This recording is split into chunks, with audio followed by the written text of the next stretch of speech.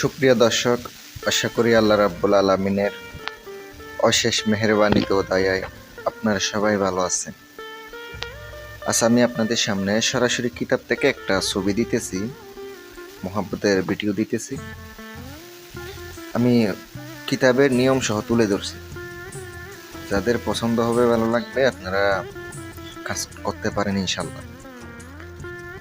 ভালোবাসার মোহাব্বতের জন্য আপনার প্রেমিকে চলে গেছে, যে চলে যাক না কেন, তারা আপনি ফিরে আনতে পারবেন, পাগল করে আপনার কাছে নিয়ে আসতে পারবেন। ভিডিও সম্পূর্ণ দেখবেন, ভালো লাগলে লাইক এবং কমেন্ট শেয়ার করবেন।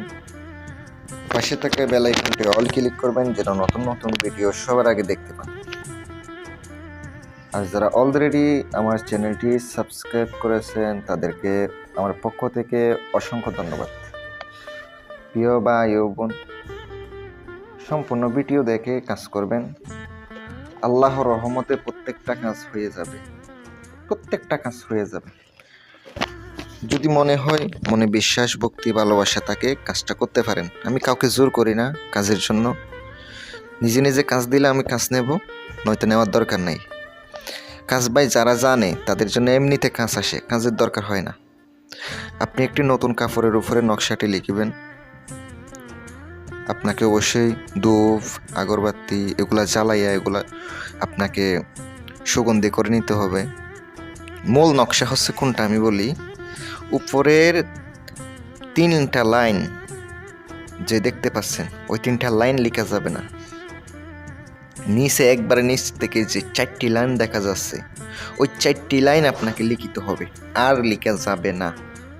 যদি অন্যগুলো সহ লিখেন এগুলো হবে না। মূল যে নকশা এটা হচ্ছে নিচের 4টি লাইন, আর উপরের গুলো হচ্ছে নিয়ম।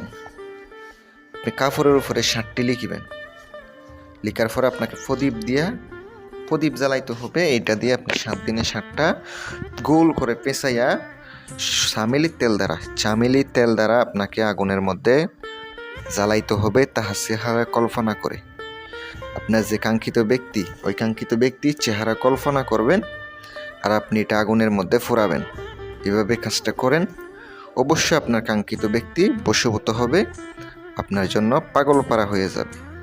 এটা জায়েজ উদ্দেশ্যে, হালাল উদ্দেশ্যে কাজ করবেন, তাইলে আপনার কাজটা প্রত্যেকটা কাজ ইনশাল্লাহ হবে।